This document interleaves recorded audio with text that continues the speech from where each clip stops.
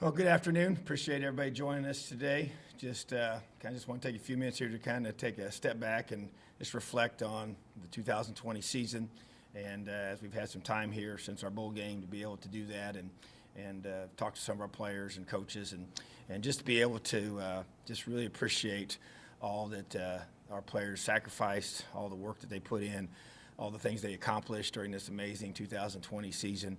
It was amazing for a lot of reasons. A lot of the challenges that we had to go through were unprecedented in the preparation process, but then to be able to do the things we did on the field that either hadn't happened here before or hadn't happened here in a long, long time. So just so proud of our coaching staff, so proud of our players, and because of all that the players and coaches did this past season, a lot of opportunities have been created because of that, and we're thankful and blessed for all of those, and just want to be able to build off of this momentum that we've created in our program and to be able to move forward in 2021 with a lot of excitement and anticipation for this offseason and all that means for the future of our program. So, questions at this time? All right, Zach, and then John Blau. Yes, Tom, I don't think we ask you to get too reflective on here too often, but does the Coach of the Year, maybe a lot of the things that have happened in the last few days almost just feel like it puts a bow on all of 2020 for you, and without maybe the follow-up to that is, how do you balance appreciating what you guys accomplished while also recognizing that you probably don't want 2021 to look a heck of a lot like 2020 did in a lot of ways?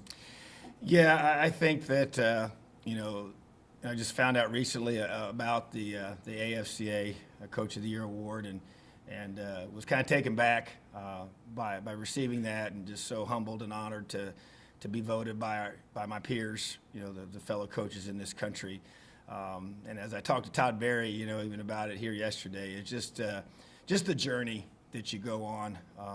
Started all the way back in high school, and when I was a high school coach, that's when I first went to the AFCA National Convention with Coach Dullahan. He took our staff there, and I'd never attended it before, and I've never missed since. And so just to be able to be a part of that as a young high school coach and sit in on all the different presentations and the Coach of the Year presentations and the banquets for that, and to be able to listen to those coaches talk and just look up to all those guys and then to start at the Division III level, and then to work our way up and NAI to all the way to the SEC, and then ultimately to the Big Ten. So, yeah, it just kind of takes a chance for you to just kind of sit back and reflect, and you just think of all the people that were part of helping you get here. And I, said that even yesterday, and just the coaches that hired me, both the high school level and then on into college, when Chris Creighton was the first coach to give me an opportunity to coach college football at Wabash College, and then Hugh Freeze hired me at Lambeth, and school I'd never even heard of before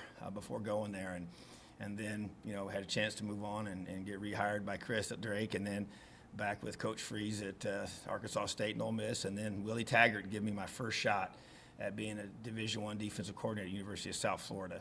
And then the dream opportunity to come to the Big Ten in my home state, where Kevin Wilson asked me to come be his DC in 2016. So it just makes you think about all those things and the journey that you go on and all the people that helped you get where you are, and just so thankful for my wife and our kids and all they sacrificed. And I've mentioned that in the past, and just thank the good Lord above just for all the guidance and direction along the way. And I think about my dad too, and just all that he's meant in my life. And when I had a chance to call and tell him about receiving this award, it was just such a tremendous time together, and he knows what it means, and he knows the individuals that have won it in the past, and the guys that he's looked up to, and just special for a coach's kid and somebody raised in this profession. So just proud of this team, and just really blessed, and yeah, you want 2021 to be a great springboard into our future, and obviously 2020 has been one that a lot of people would like to forget for a lot of reasons. But man, sometimes when life's the hardest and things are the most challenging, that's when sometimes the greatest things have a tendency to happen. And that was the case for us this year through all the adversity and all the challenges, and it gave us a chance to really find out who we are and what we want to become as a program moving forward. So just thankful and blessed to be able to be in this position, and just want to use this momentum and all that it kind of represents for this whole, because this is a program award. This is the Indiana University Award for everybody that's, you think about Fred Glass and his belief in me, and now Scott Dolson's leadership and his support and just what he's done. in our short time together. So I just thankful for all that and everybody that's represented in what this award means. All right, John, and then Sammy Jacobs.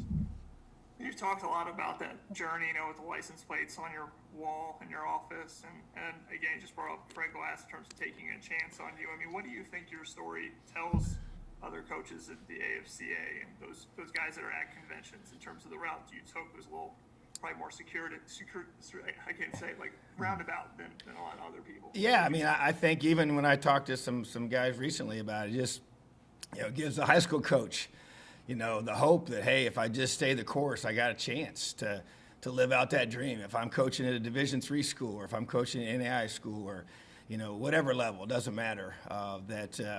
If you believe in something and you just stay the course and you persevere through difficult times. I mean, there were times when I had no idea what tomorrow was going to be. I had no idea where I was going to end up. If I was going to, there were times when in the journey, as I mentioned in the past, where I almost went back to high school just because I didn't want to put my family through, more hard moves and more just uncertainty and no money and all those different things and struggles that creates. So, I think it gives those guys just an opportunity to believe that, hey, if this guy can do it, then I can do it. And I think that's what it is, because there's nothing special about me. I just stayed the course and had a belief in something that, in the time when there's jobs I tried to get years ago that I didn't get, that, I've even guys have teased me about, man, I didn't hire you for this position and now look where you are. And I'm like, well, but that's just part of it. That's part of, persevering. It's the grit piece in all of this. And I think that's when we read that book a year ago for our team and our staff, and it, was labeled as the one quality that really is going to define success in this life. And I think there's a lot of truth to that. I think you have to have that ability to overcome setbacks and disappointments. And, sometimes we think we want a certain job and we try hard to get that job and we don't get it and we're devastated. And then we realize, man, years down the road, man, I'm glad I didn't get that job because that opened up this opportunity. So I just think there's a lot of faith and trust that you put in things bigger than yourself. And for me, it's faith in the good Lord above. So I just think that it's, a great opportunity for others to be able to look at and maybe draw some encouragement from and some strength from, and just from perseverance to say, hey, man, you got a dream in your heart, just stay the course and don't ever give up. All right, Sammy, then Tom Brew. Good afternoon, Coach. Congratulations Thank you. again on the award. The season didn't end like you wanted it to, but you finished the season ranked 12th in the AP poll. You went 3-1 against top 25 teams. Have you taken the time to look back at your team's accomplishments and see what you need to build on for the future, and see what you could use from this season to build a recruiting class and build up all of that stuff for the future as well? I've tried to in these last few days, tried to reflect a little bit, because you just some things you mentioned there are all true. We did not finish the season the way we wanted to. It's a big disappointment for myself and an emptiness there that we can't go back and change. But I don't want that one game to take away from all the things that you mentioned as well, and just all the huge wins that we experienced, and just the growth in our program, and just to show this country what we can become as a football program, and show recruits and show their families and our fan base what I believe Indiana football can be, and that we're becoming in front of your eyes. And so, but that process is never, it's not always a straight incline. There's detours, there's bumps, there's setbacks, there's things that you have to learn from. We got to go back and look at this season, and as many good things that happened and really, really great things that occurred. There's a lot of stuff we got to get better at, and we got to continue to recruit at a high level. We got to continue to develop our players better. We got to continue to find ways to maximize the skill development of our current players and maximize their character development and their everything that's going to make them the man that I want them to become, and that I know in their heart they want to become. And so there's all those things. There's the schematic things. We got to look at. We got to find ways to run the football better offensively. I still feel like we gave up too many big plays defensively. We did a great job of playing really well in the red zone, and we created a lot of takeaways and did some good things for sure. But go back and I've already started going back and watching some film already, and there's things that we got to get fixed and get better at and continue to grow our program. And so to me, we'll have more time to do that. Right now we're in the process of trying to, fill some staff vacancies or vacancy with the DC position and working on that and just going through those things. But there's no question we'll do a really good job of being very thorough, like we always are, every off season of looking through everything, every part of our program, both sides of the football, special teams, and finding ways to improve because, we have goals in this program. We have a vision for what we've set, for what we think we can become here, and we've not accomplished those things yet. So definitely took some big steps forward to get to that point, but just got to have a tremendous desire every day to find ways to keep getting better. All right, Tom, then Kevin.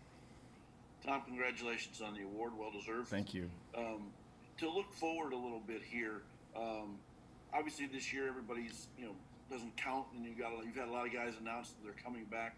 Have you been given any direction as to how many people you can have on your roster, or how all that has to work out, or is it just anybody who wants to come back can? Well, first of all, it's a great question, and so this is unprecedented. We've never had a situation where seniors were allowed to return. So we sat down with our administration, just go through, and we have a set number of players that we can have. There's a certain roster number that the NCAA sets for each university based on your Title IX numbers, and so we have that number. And so basically, we said, okay, all those guys that are on this team this year that are in their final year of eligibility, we're going to allow those players to return. We can't go over that number, but you take those guys that are all eligible. So we met with all those guys, and they're making their decisions about if they're going to come back or not. So basically, if you were a senior in this program and you wanted to return to Indiana University, then you were going to be allowed to. And so, but then beyond that, the other players that are younger, they obviously make their normal decisions about their future. But at the same time, you still have to stay within the 85 with that group, So, but this will be 1 year where if you have, 10 seniors that decide to come back, then you'll have 95 guys on scholarship during the 2021 season. So that's a NCAA rule that they are allowing, and our university is supporting that and allowing us to bring those guys back. So don't have the set number right now what that's going to be, but we're getting an idea, with each passing day who's going to be doing that. So, but then you got it moving forward, then you're going to have to make roster decisions how that's affected, in the future for 2022 and beyond. So, but feel good about the guys that have chosen to do that, and also very supportive of those that have chose to move on and for whatever reason, And so, but we've had those conversations, and just always want to be super supportive, but also want to help guys make the best decision for them that will allow them to be able to have the most chance for success moving forward, which is the whole goal. Kevin, then Dennis Dodd. Yeah, Coach, just following up on that point, were you surprised by how many decided to come back and what that maybe says about your program, and how you feel like with the recent additions and subtractions, your roster is shaped at this point? And it seemed like in the transfer market, you kind of addressed the holes that, that left you. Yeah, I think that a little surprised in some ways because you just don't know, and like you said, it's a unique experience, a unique opportunity that we're all going through right now for this, and to have that decision to make. Usually when you're a senior, that's your last year, and you either move on to the NFL or you go finish out your degree and go start working, and so, but it's a different time right now. And so, but it has been encouraging to see the guys that want to still be a part of this, which is a great thing, and excited for them, excited for us. And I think it does speak to the fact that guys want to be a part of this, but there's also, I also understand we have some guys that have been here for 4 or 5, some guys had a chance to come back for their 6th year. That's a long time. That's a lot of hard work that we asked them to do. So those are important decisions and tough decisions that guys have to make. But really excited for both sides of it, and anxious to see those guys move. Because here's the thing: even when you got guys that move forward, we've recruited well here in the last couple of years. So this gives our chance for our roster to grow and develop. So if a guy at position decides to move on, that's a great opportunity for those current freshmen and sophomores and juniors to rise up and be that next guy, and that's where, we haven't always had the ability to replace a guy that's left a certain position. And if you go through and you look at a spot and you feel like you might need a little help somewhere, and we've done that a little bit so far with some transfers to be able to, and we're never going to, I think, do that extensively, but I see us doing that in certain positions where we feel like we can, if it's the right fit for us, from a character perspective, and that young man as a person fitting us in a need as well on our team. And so been able to do that a little bit at this point, and maybe do that a little bit, after the spring semester is over. So bottom line is that it's definitely a unique time period for us that every school is kind of experiencing right now and going through it, but everybody has to make their own individual decisions, and each program's got a little bit uniqueness to it. But I feel really good about where we are as a roster, and excited about all of our positions, and I am excited for our spring competition that we got. A lot of chance for some red shirt guys that have a chance to compete more than they have in the past, or even sophomores that have a chance, even juniors that have a chance now to be a year older. And think about this, our strength staff is phenomenal here, and they haven't really had a chance to really work with our guys yet. And that excites me probably as much as anything, is for them to be able to, they'll be starting working when our guys come back next week, and have a chance to have some consecutive time of just player development, physically training our guys, and that really fires me up, because I know how talented the guys are in that weight room, and the staff that Coach Wellman put together is phenomenal,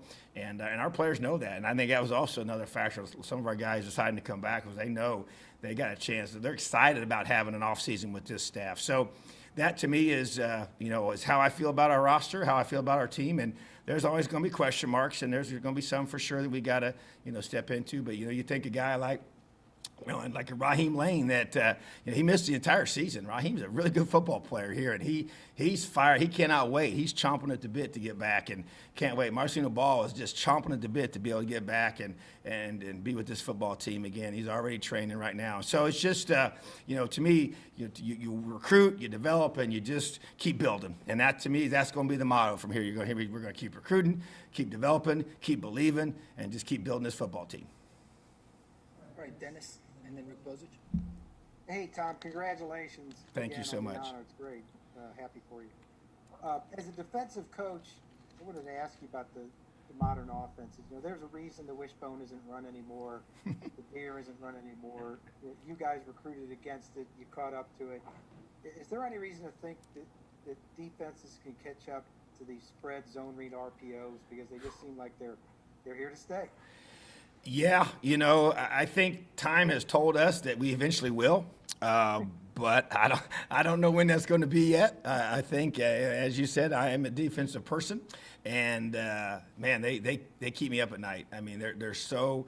It's the option. It's the old triple option version of confliction that they put you in, and it's with the passing game and the run game. It's such a whole different level of spacing, and with the number of athletes now that everybody seems to have, and the ability to get those guys the ball. And it's almost like, just like with the old option days, is if you talk to an option coach, they always felt like, hey, they had the chalk glass, so every decision you made, you were wrong. They had an answer for all that. Well, that's kind of how offenses feels again with this RPO type of offenses that they have now. And there's a lot of truth to that, because, man, as soon as you start stopping the run, I mean, the ball's over your head, and you can't really do both. And so, yeah, I think, and with the way that the rules are set up and the tempo that they let you go with now, and everything it's just geared towards points.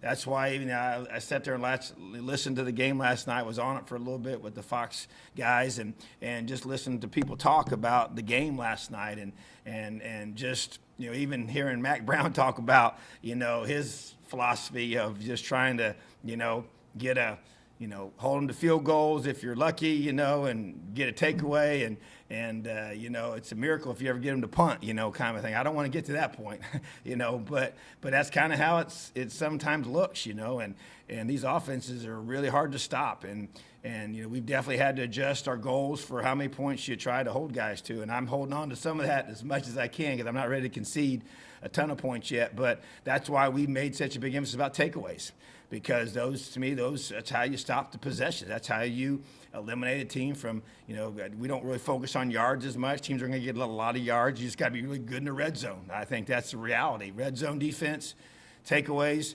and tackling really, really well in space. And I think you even saw that last night. Sometimes it was good, sometimes it wasn't. And so, it's just really, really tough on defenses. So to answer your question, I don't see it changing anytime soon. But I do think eventually, we try to find ways. Defense has a way of trying to figure that stuff out, and then offense they'll make their adjustments, and the cat and mouse game goes on. So, but right now the offense has a lot of advantages, and it's very difficult for defenses to get off the field. Thank you. Right, Rick and then Matt Weaver. Yeah, Tom, congratulations on the award. Thank you. Well deserved. You were the big dog in Indianapolis when you were at Ben Davis, and a lot of coaches, when they get to that point, stay and sort of develop these high school dynasties. You took a different path, which was, had some uncertainty ahead of it. Why do you think you decided to do that instead of taking the comfortable road?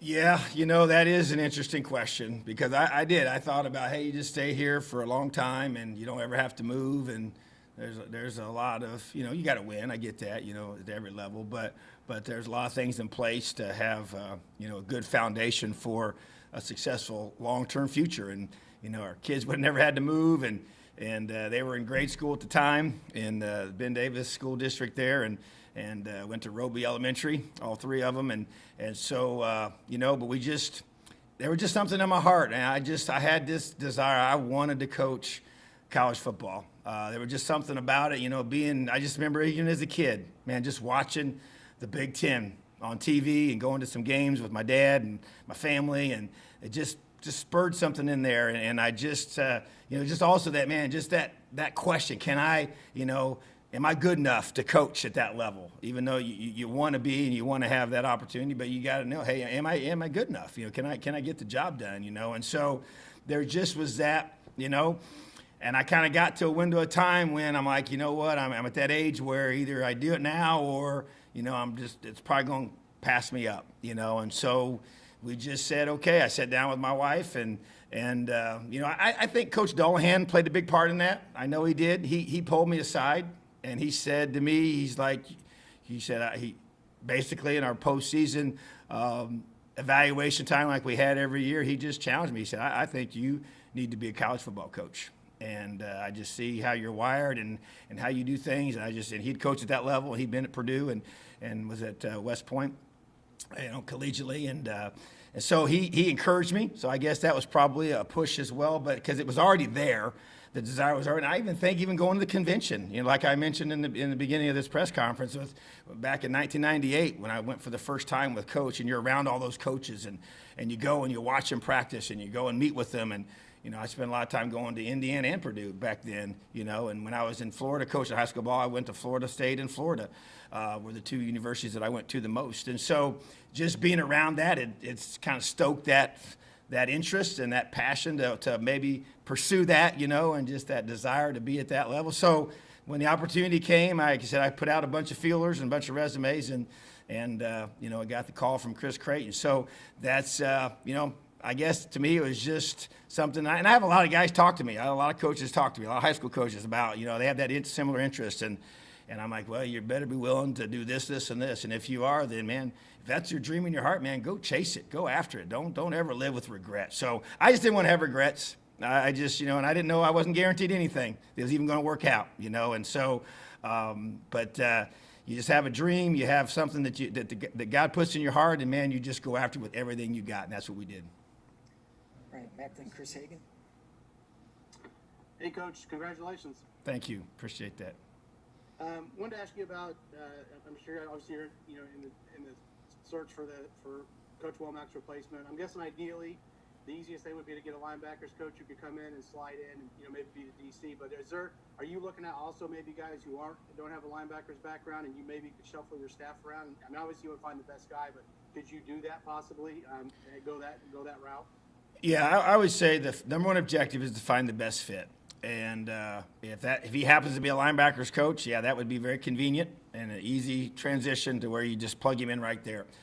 If he's not, then we would look at adjusting our staff. Yeah, so we just move guys around. We got multiple coaches that can coach multiple positions, and I was one of those too. I can coach linebackers. I coach safeties at different places. I coached the corners as well. I coached the whole secondary when I was at Wabash, and coached the safeties when I was at University of South Florida, and coached linebackers every place else. So I think our staff's got enough talent on it to be able to adjust. But looking at some different guys of different backgrounds, but the number one goal is to find the best fit to run our defense and be the leader of that side of the football. So we're in the process of working through that right now, and anxious to get through it and get that guy picked. Right, Chris and Dustin. Hey, Coach, congratulations on the success individually and as a program. But along Thank you. those lines, they already have polls out for next season. Indiana among the top 10. How do you transition your message and the idea of gone are the days of people just write a W next to playing IU, and to now you're on the calendar, you're the hunted, and you've gotten to that level. How do you stay there now? Well, I think that's a great point. We this year experienced that as well, and so had the chance to 2019 did some great things and some breakthroughs that hadn't happened in a long time, and then you had a chance to come in and by the way that we started right out of the gate with that big win over Penn State, then that thrust us into the top 25, and then really stayed there and got all the way into the top 10, and so we're playing games as a top 10 team, and that to me is really what I challenged our players and was to be able to have that mindset that hey, we're a top 10 football team. You got to prepare that way. You got to live that way. You got to act that way. You got to perform that way. And that's the expectation. And you're not sneaking up on anybody anymore. And that's a great thing. That's a good issue to have, a problem to have to be able to address. And that's what I see moving forward. And I told our team this too. And I didn't know where we'd be ranked. I knew if we won our bowl game, we'd be top 10 for sure. And but even by what we put together, and you look at the collective work of the 2020 season, obviously he's put us in position to finish the year at number 12 and position yourself to be a top 15 team for sure, in the fall, maybe top 10 in the fall. So we don't control any of that stuff. But at the end of the day, though, to me, it's elevating your level of expectation. And as I said this from the very beginning when I got here, it's about we had to change the expectations and create belief. And that's what we're doing. And so that's reflective in the way that we're ranked, because those rankings are just, how is your program perceived by whoever's putting those rankings together. And so obviously we all know it has to be proved on the field, but now you have a whole offseason where you're now in a team that's being talked about in that light. And so how you going to respond to that? Some guys, they get in that situation and it causes them to let up. That's where I think that there's some health to a program where, hey, we got guys that have been here, they've done a great job, they had a great season, and now they've moved on, and now the next guys step up, because there's a lot to be said about the fire that's within a guy that's going to force him to be able to elevate his level of preparation, which is what this all is right now. We're in a whole preparation mode from January all the way till we get to August. Everything's preparation. Spring ball is preparation. Workouts are preparation. Film studies preparation. All we're doing as a staff, we're preparing to be able to be at that level. And to me, we've created a different level of expectation. And the belief has come from within this football team, and it's spread out throughout our fan base, and now the other people have started to believe in Indiana football. And so to me, that's a great thing. That's what you want. That's what you strive for. And so now you got to live up to those expectations. But the belief is the key. And you got to understand that we got here for a reason. We got here a certain way. And if we're going to stay here and we're going to be great, sometimes it's harder to stay there and keep growing than it is just to get there. And so to me, that's where you got to have a hungry football team, a hungry set of coaches. And that's why it excites me to be able to bring in a new defensive coordinator, come in here to put his personality and his identity and his leadership onto that side of the football within the realm of what we've created. And that's what I'm excited for. And I'm excited for these younger players to be able to have an opportunity to step up and grow and develop. That's why you recruit.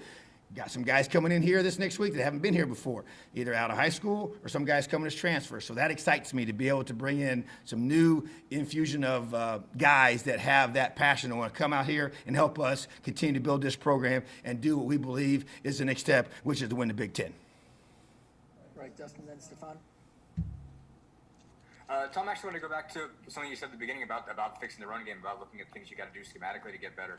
What do you think you have to do to fix the run game? It's obviously an early part in figuring that out, but what's your sort of initial first glance thought is how you get that right? Well, we're going to go back and we'll watch everything. We'll watch every single clip together.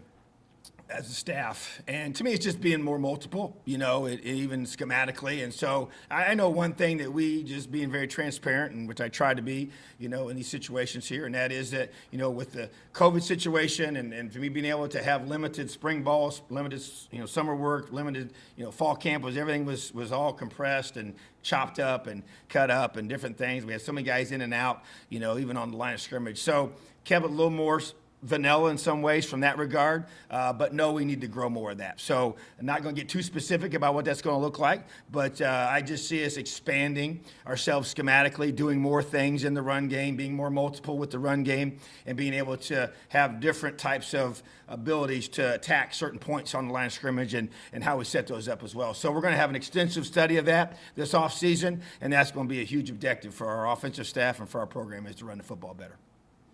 All right, Stefan, then Griffin. Tom, I wanted to ask about WAP. I know last season he kind of had, a similar situation where he was getting NFL interest. He had a decision to make.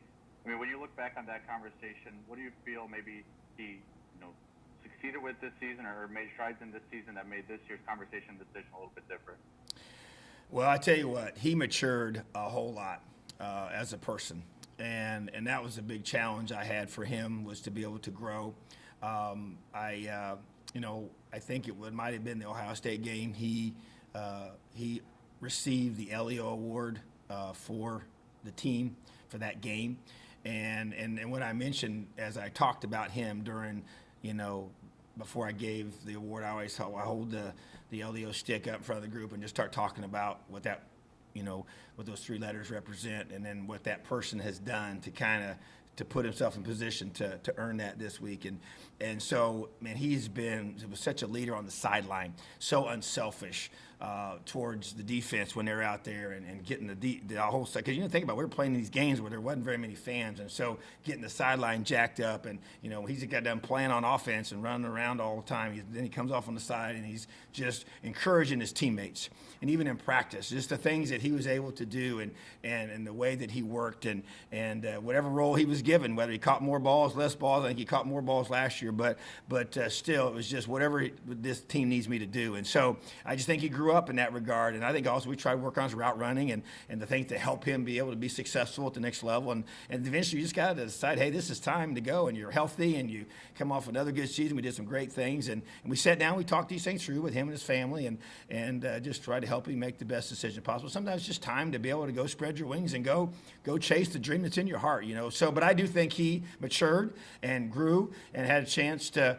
do some good things, even though he didn't get as much time with our strength staff that I wish he could have. That would probably been something that could have benefited him more moving forward. But at the same time, he still got some time with Coach Wellman, and Coach Wellman does such a tremendous job of understanding the human body and just the things that it takes to play at that level since coming from the New York Giants these past 4 years. And so I just feel like that helped him grow as well, and some things just mindset-wise, and Coach Hurd as well, and him developing as a receiver. So to me, I just think he just had to be able to improve his game and improve his mindset and mature and continue to grow and develop. And then, hey, when it's time to go, then you got to go and don't look back. That's what I told him.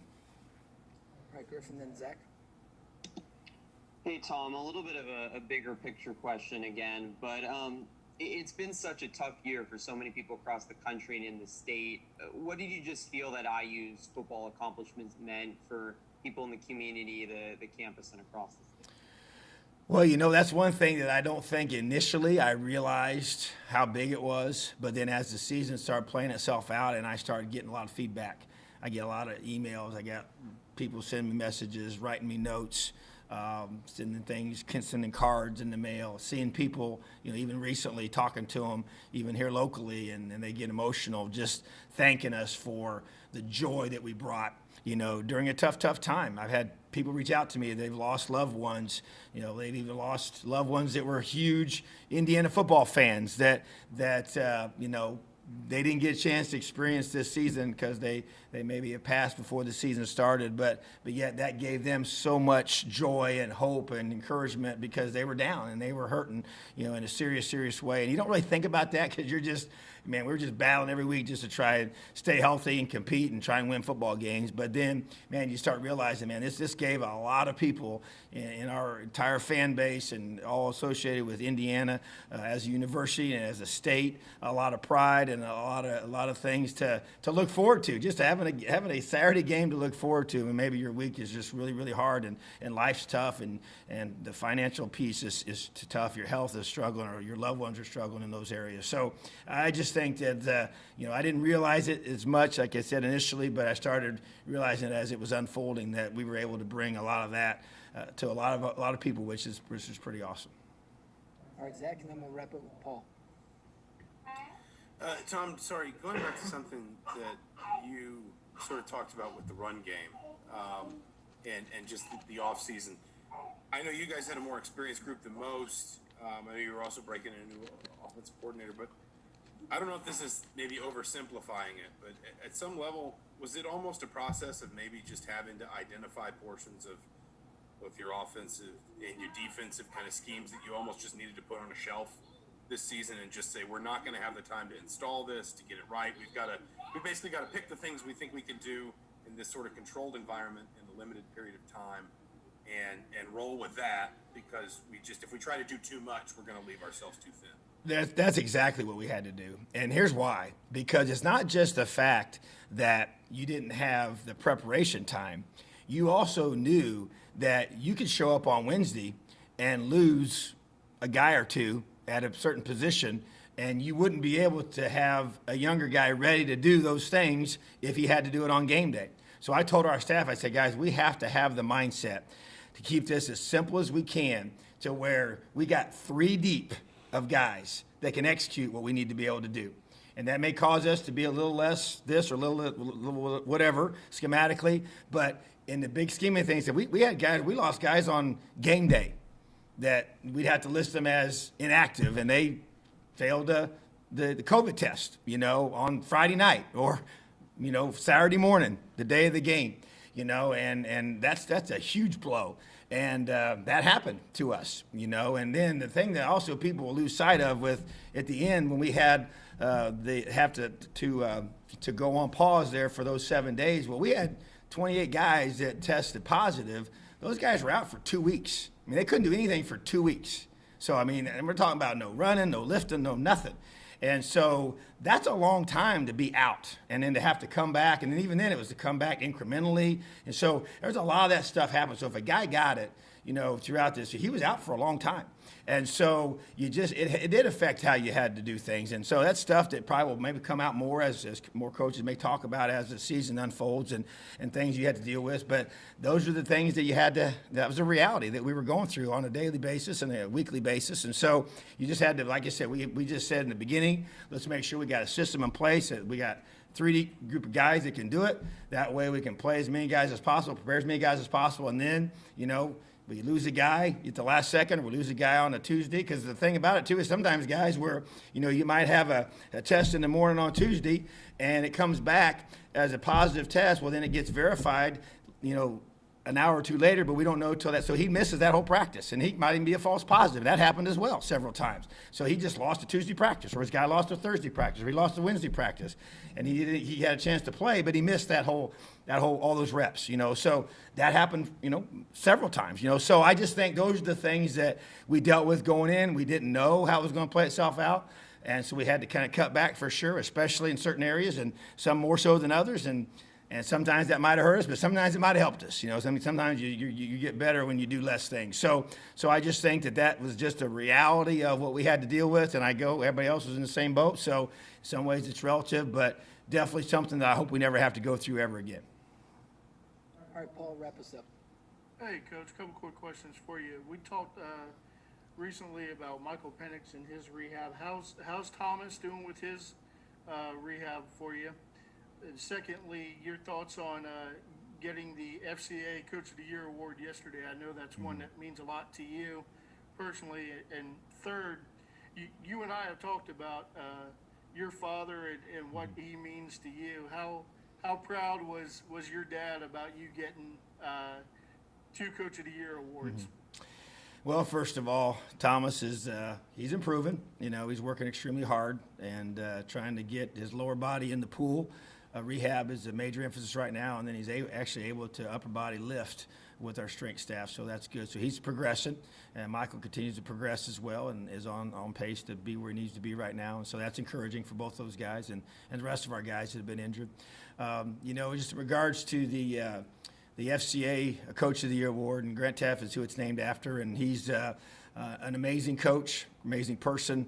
You know, Fellowship of Christian Athletes is what that stands for, and that's an organization I've been a part of my entire high school coaching and teaching career and into college, and it's played a big part in my life as a high school athlete.